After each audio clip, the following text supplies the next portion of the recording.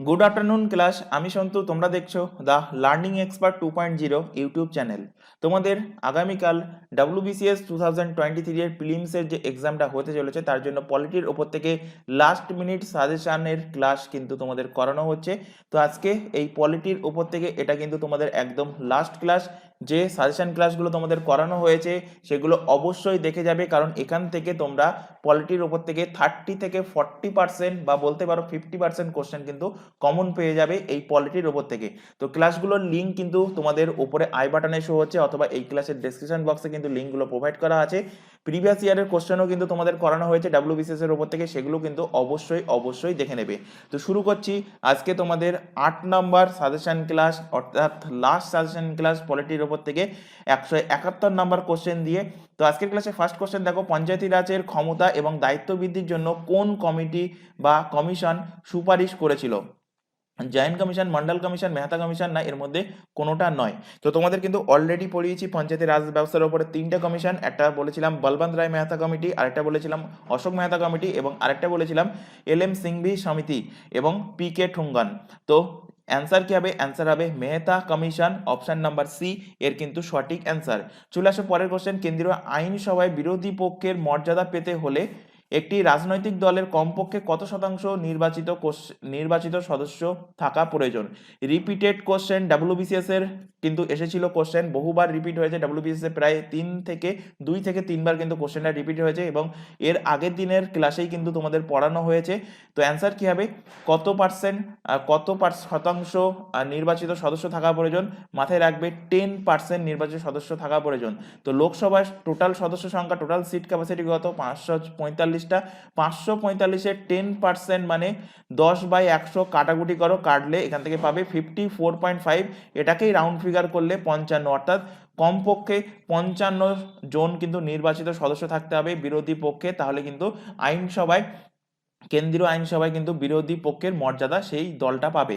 চলে আসো পরের কোশ্চেনে, পঞ্চায়েতি রাজ ব্যবস্থার প্রতিষ্ঠান সমূহের ক্ষমতা এবং দায়িত্ব কোন কর্তৃপক্ষ সংশোধন করতে পারে? কেন্দ্রীয় সরকার, রাষ্ট্রপতি, রাজ্য সরকার, না রাজ্যপাল? তো অবভিয়াসলি পঞ্চায়েতের কাজ রাজ্য সরকার সংশোধন করবে, অপশন নাম্বার সি এর কিন্তু সঠিক অ্যান্সার। চলে আসো পরের কোশ্চেনে, নিম্নলিখিত কোন শ্রেণীকে পঞ্চায়েতি ব্যবস্থায় বিশেষ প্রতিনিধিত্ব দেওয়া হয়েছে? মহিলা, অনগ্রসর শ্রেণী, সমবায় সমিতি, না সবকটি? তো এর মধ্যে মহিলাদের কিন্তু প্রতিনিধিত্ব দেওয়া হয়েছে, কারণ 33% আসন কিন্তু দেওয়া হয়েছে পঞ্চায়েতি ব্যবস্থায়, অপশন নাম্বার এ এর কিন্তু সঠিক অ্যান্সার। চলে আসো পরের কোশ্চেন, নিম্নোক্ত কোনটি একটি মৌলিক অধিকার নয়?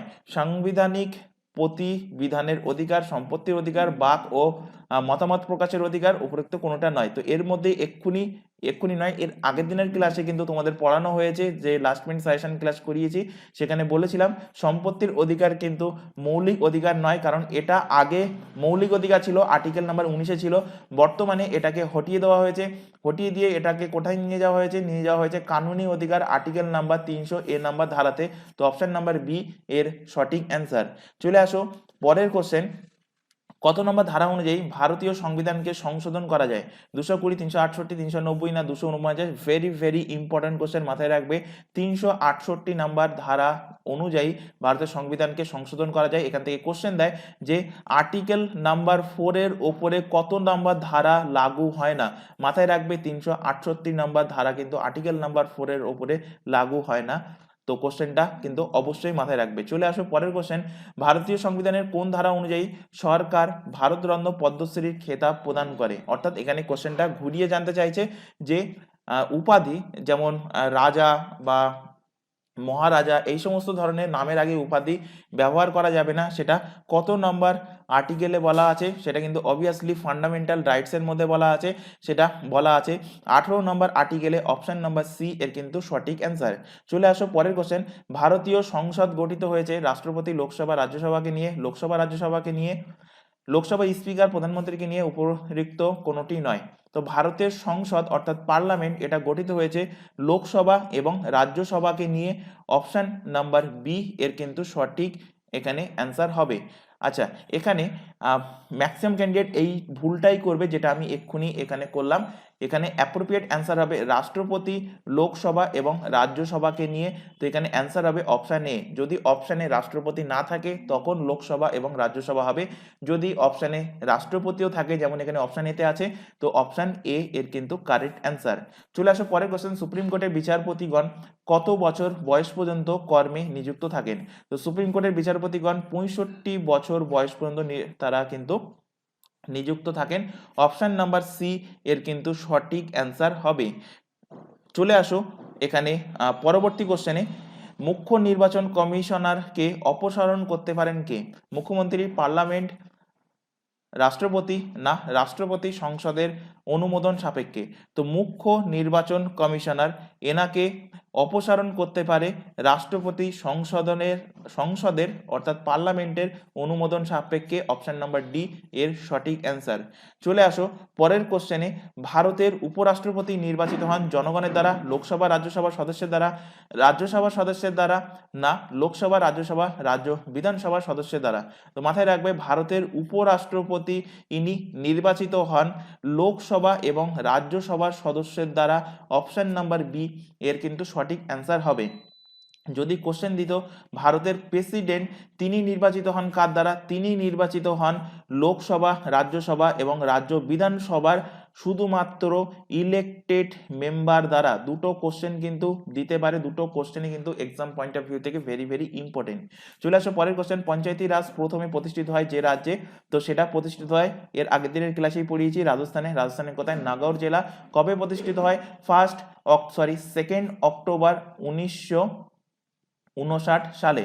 চলে আসো পরের কোশ্চেন, ভারতের সংবিধান কটি তফসিলে আছে? ভারতের সংবিধানে টোটাল তফসিলের সংখ্যা এখন বর্তমানে 12টা। তো অপশন নাম্বার ডি এর সঠিক অ্যান্সার হবে। যদি কোশ্চেন দিত সংবিধান প্রণয়নের সময় যখন সংবিধান রেডি হয়েছিল তখন ভারতের টোটাল শিডিউল অর্থাৎ তফসিলের সংখ্যা কটা ছিল? তো মাথায় রাখবে 8টা শিডিউল ছিল, এবং কোন শিডিউলে কি বলা আছে সেগুলো কিন্তু অবশ্যই মাথায় রাখবে। এর মধ্যে মোস্ট ইম্পর্টেন্ট হলো 10th শিডিউল, এটাতে অ্যান্টি ডিফেকশন ল এর কথা বলা আছে।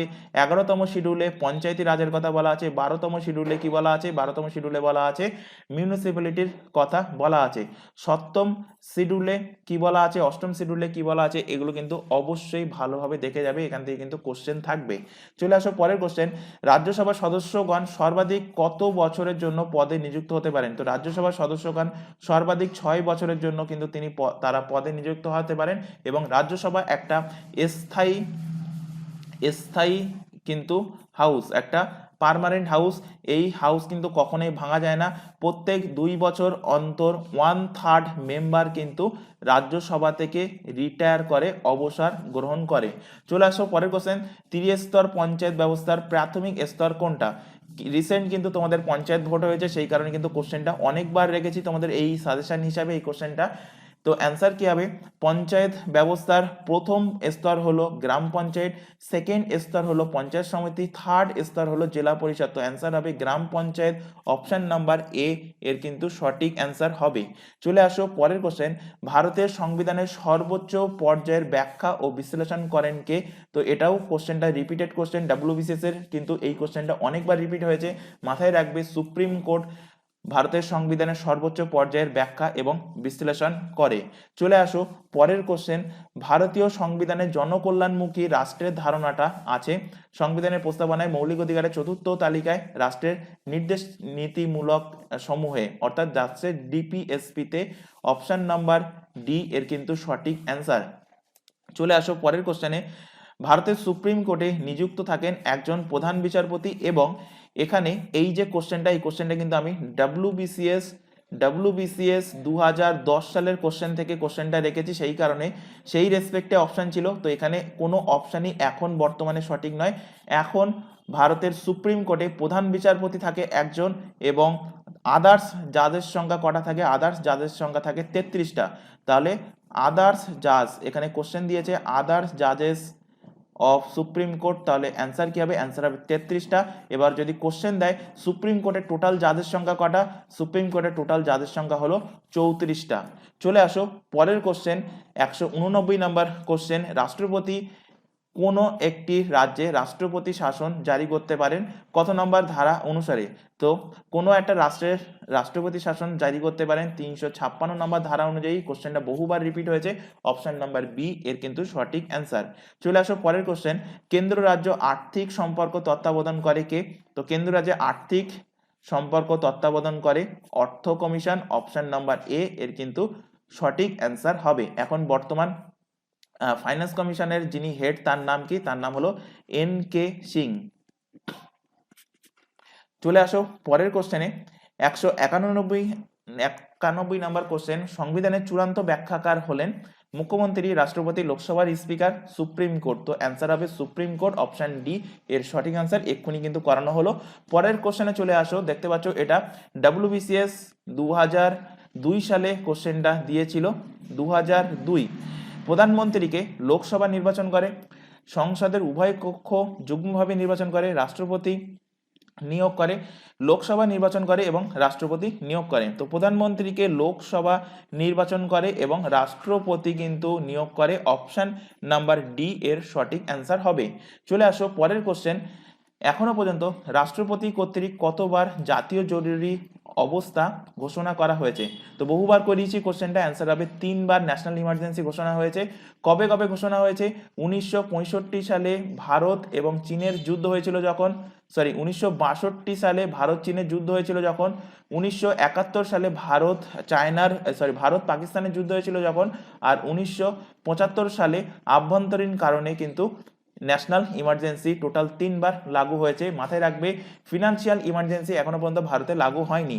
চলে আসো পরের কোশ্চেন, ভারতের সংসদ গঠিত হয়েছে রাষ্ট্রপতি, লোকসভা, রাজ্যসভা দ্বারা। তো অ্যান্সার কি হবে? অ্যান্সার হবে অপশন নাম্বার এ, রাষ্ট্রপতি, লোকসভা এবং রাজ্যসভা নিয়েই ভারতের পার্লামেন্ট গঠিত হয়েছে। চলে আসো পরবর্তী কোশ্চেন, ভারতের সংবিধান কবে গ্রহণ করা হয়? Important question. ভারতের সংবিধান এটা গ্রহণ করা হয় কবে? গ্রহণ করা হয় 26 জানুয়ারি 1950 সালে, অপশন নাম্বার এ এর সঠিক অ্যান্সার। স্বাক্ষরিত হয় কবে? স্বাক্ষরিত হয় যদি কোশ্চেন দেয় তখন হবে 26 নভেম্বর 1949 সালে। 26 নভেম্বর কত? 1949 সালে। চলে আসো পরের কোশ্চেন, ভারতের রাজনৈতিক ক্ষমতার মূল উৎস কি? জনগণ, সংবিধান, সংসদ ও রাজ্য বিধানসভা। ভারতের রাজনৈতিক ক্ষমতার মূল উৎস হলো পাবলিক, জনগণ, অপশন নাম্বার এ এর কিন্তু সঠিক অ্যান্সার। চলে আসো পরের কোশ্চেন, সংবিধানের প্রণেতাগণ নির্দেশাত্মক নীতির ধারণাটা গ্রহণ করেছিলেন, অর্থাৎ ডিপিএসপি এর ধারণা কোথা থেকে গ্রহণ করেছিলেন?